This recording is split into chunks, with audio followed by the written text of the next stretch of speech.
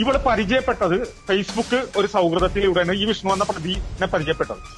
പിന്നീട് ആ സൗഹൃദം വളർന്ന് ഈ വില്ലന്റെ രംഗപ്രവേശനം എന്ന് വെച്ച് കഴിഞ്ഞാൽ എന്റെ കൊച്ചിന് ഒരു പാവക്കുട്ടിയെ അയച്ചു കൊടുത്തു വീട്ടിലേക്ക് കൊറിയർ വഴി.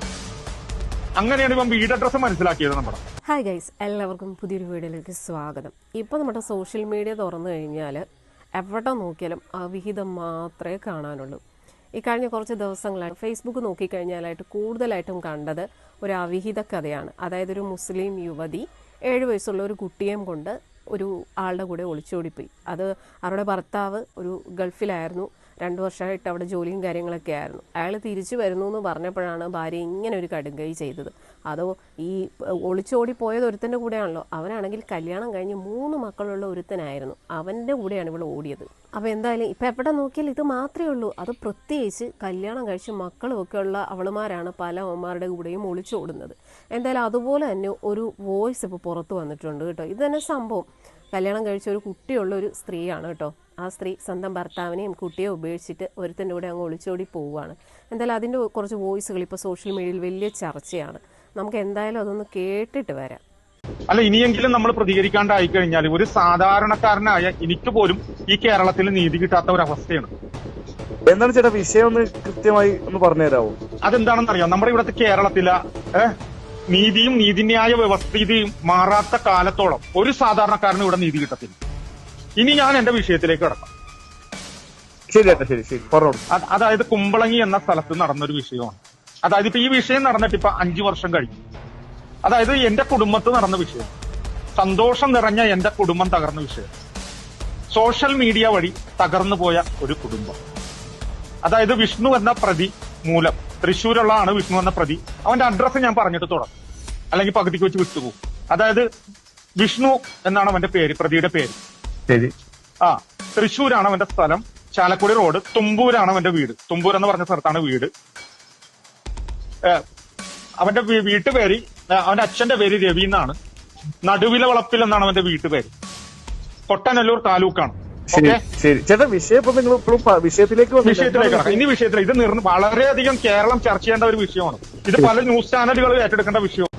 എന്റെ ഭാര്യ ബിന്ദു ചാക്കോട ഒരു ഹാർട്ട് സർജറി നടത്തിയ ഒരു വ്യക്തിയാണ്. അതായത് അവരുടെ വാൽവ് ലീക്കായിട്ട് തിരുവനന്തപുരം ശ്രീചിത്ര ഹോസ്പിറ്റലിൽ കൊണ്ടുപോയിട്ട് ഓപ്പൺ സർജറി ചെയ്ത് വാൽവ് മാറ്റി വെച്ച് 2 വർഷമായിട്ട് മെഡിസിനും കാര്യങ്ങളും ചെയ്ത് സൗഖ്യം പ്രാപിച്ച ഒരു പെൺകുട്ടിയാണ്. അപ്പൊ ഇവള് പരിചയപ്പെട്ടത് ഫേസ്ബുക്ക് ഒരു സൗഹൃദത്തിലൂടെയാണ് ഈ വിഷ്ണു എന്ന പ്രതിനെ പരിചയപ്പെട്ടത്.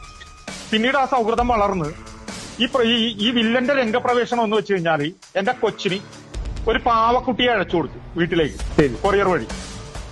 അങ്ങനെയാണ് ഇവൻ വീട് അഡ്രസ് മനസ്സിലാക്കിയത് നമ്മുടെ. അങ്ങനെ എന്റെ ഫ്രണ്ടിനെ വിളിച്ചു പറഞ്ഞ് അവരുടെ വീട്ടിൽ ചെന്ന് കഴിഞ്ഞപ്പോഴേക്കും ഗേറ്റ് കൂട്ടിയിട്ടേക്കണത്, താക്കോല് കുളിമുറിയിലും വെച്ചേക്കണം, വാല് കൂട്ടി. അപ്പൊ ആരും ഇല്ലെന്ന് പറയും. പക്ഷെ ഇവിടെ നടന്ന സംഭവം എന്ന് പറഞ്ഞാൽ വിഷ്ണു എന്ന പ്രതി വീട്ടിൽ വന്നിട്ട് ബിന്ദു ചാക്കോനോട് ഇറങ്ങി ചെല്ലാൻ പറഞ്ഞിട്ട് ഇവള് പോയില്ല.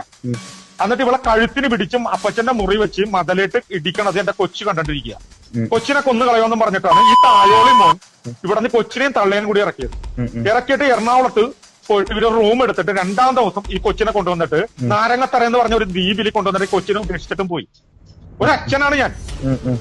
എന്നിട്ട് ഈ ജനങ്ങളാണ് ഈ കൊച്ചിനെ എന്റെ കയ്യിൽ ഏൽപ്പിക്കണത്. ഞാൻ അവിടെ നിന്ന് മിസ്സിംഗ് കേസ് ചാർജ് ചെയ്തു. ഇവൻ ചെയ്തെന്താന്ന് വെച്ചാൽ ഈ ബിന്ദു ചാക്കോനായിട്ട് ഇവന്റെ മൈസൂരുള്ള അമ്മാവന്റെ വീട്ടിലേക്ക് പോയി 14 ദിവസം ഈ പെണ്ണിനെ അവരെ കൊണ്ടുപോയിട്ട് അവരെ ഉപയോഗിച്ചു.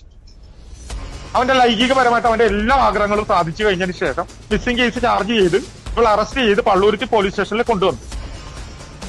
അങ്ങനെ സ്വമേധയാ മൊഴി എടുത്തിട്ട് ഈ പെണ്ണിനെ പറഞ്ഞു വിട്ടു. ഇനിയാണ് കഥയിലെ കാര്യങ്ങളിലേക്ക് കിടക്കുന്നത്. അതായത് എന്റെ ബിന്ദു ചാക്കോ വിഷ്ണു എന്ന പ്രതിയുടെ വീട്ടിൽ ചെന്നിട്ടുണ്ടായി. ഇവിടെ ചെന്ന് കഴിഞ്ഞ് ചോദിച്ചു കഴിഞ്ഞാൽ പറഞ്ഞാൽ നിനക്ക് ഇത്ര പ്രായം ഉണ്ടെന്ന് എനിക്ക് അറിയാൻ പാടില്ല, എനിക്ക് നിന്നെ സ്വീകരിക്കാൻ പറ്റത്തില്ല. ഒന്ന് ആലോചിച്ച് നോക്കുക. 14 ദിവസം അവളെ കൊണ്ടുപോയി ആവശ്യങ്ങളെല്ലാം കഴിഞ്ഞതിന് ശേഷം ഒരു പെൺകുട്ടീനെ കറിവേപ്പലേനെ തള്ളിക്കളയുന്ന പോലെ തള്ളിക്കളഞ്ഞപ്പോൾ ഗത്യന്തരമില്ല, അവൾ ആത്മഹത്യ ചെയ്തു. പക്ഷെ ആത്മഹത്യ ചെയ്തപ്പോൾ ഇവളെ നിന്നൊക്കെ എടപ്പള്ളിയിൽ ഒരു ബ്യൂട്ടി പാർലർ, ഇവള് ബ്യൂട്ടീഷ്യനാണ്. ഞാൻ ചെന്നിട്ട് അവരുടെ ബാഗും ഡ്രസ്സുകളും കൊണ്ടുവന്ന് വീട്ടിൽ കൊണ്ടുവന്ന് പരിശോധിച്ചപ്പോൾ 4 പേജ് മരണമൊഴി. എന്റെ മരണത്തിന് ഉത്തരവാദി വിഷ്ണുവിന്റെ കുടുംബമാണ്. അത് എഴുതി വെച്ചിട്ടുണ്ട്. പിന്നെ ഇവളെ ചതിച്ചു കഴിഞ്ഞപ്പോ സ്വമേധയാ കച്ചേരിപ്പടി വനിതാ പോലീസ് സ്റ്റേഷനിൽ ഇവളൊരു പരാതി കൊടുത്തിട്ടുണ്ട്. എന്നെ കൊണ്ടുപോയി ചതിച്ചു, എന്റെ കുടുംബം തകർത്തെന്നും പറഞ്ഞു. ഓക്കെ. പക്ഷേ നിർണായകമായ തെളിവ് 9 വോയിസ് ക്ലിപ്പ് വിഷ്ണു വീട്ടിൽ നിന്ന് എന്റെ ഭാര്യനെ ഇറക്കിക്കൊണ്ടുപോകുന്ന മുമ്പിട്ട് ഭീഷണിപ്പെടുത്തുന്ന 9 voice clip Bindu Chacko record ചെയ്തിട്ടുണ്ടായി. ഇത് ഈ കേസിന്റെ നിർണായകമായ തെളിവ്. ഈ കേസ് പ്രിയമുള്ള ജനങ്ങൾ ഇത് കേൾക്കണം. ഇത് കേരളം മൊത്തം കേൾക്കേണ്ട വിഷയം.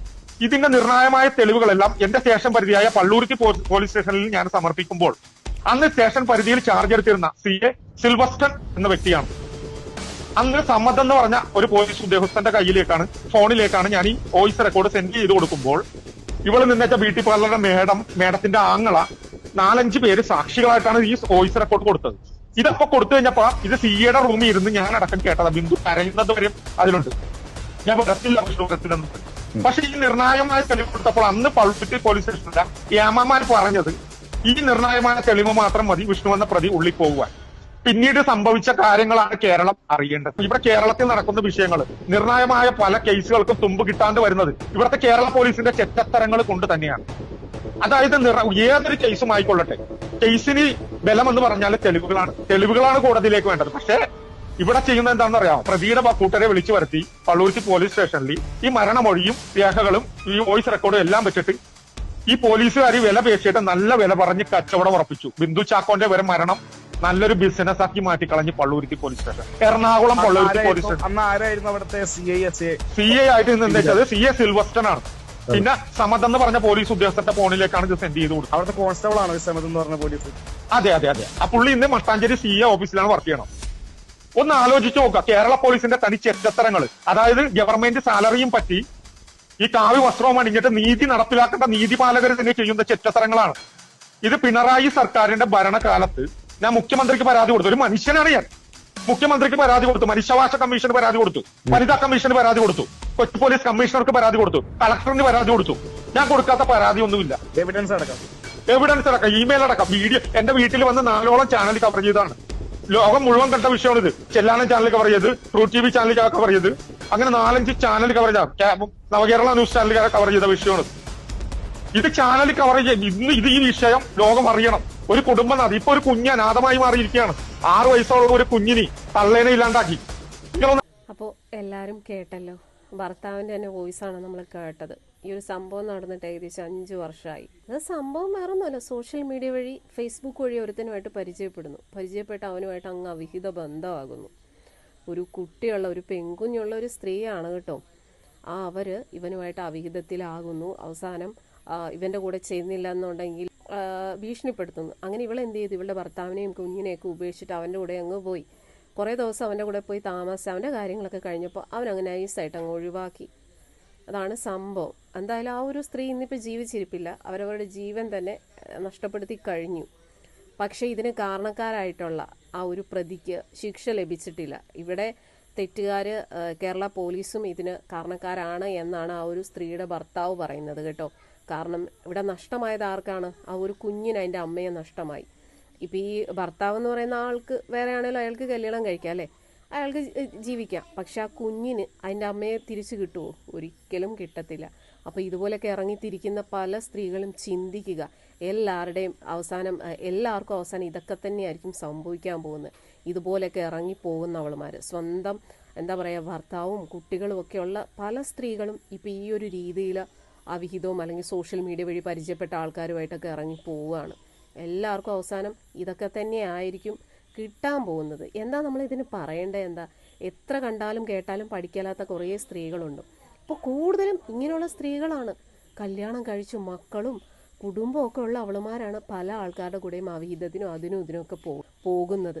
ഇതിനൊക്കെ എങ്ങനെയാണ് ഇതിനെയൊക്കെ നമ്മൾ പറഞ്ഞ് മനസ്സിലാക്കേണ്ടത്? എങ്ങനെയാണ് പറഞ്ഞിട്ടൊന്നും കാര്യമില്ല. കാരണം ഇന്നത്തെ കാലഘട്ടം അതായി പോയി.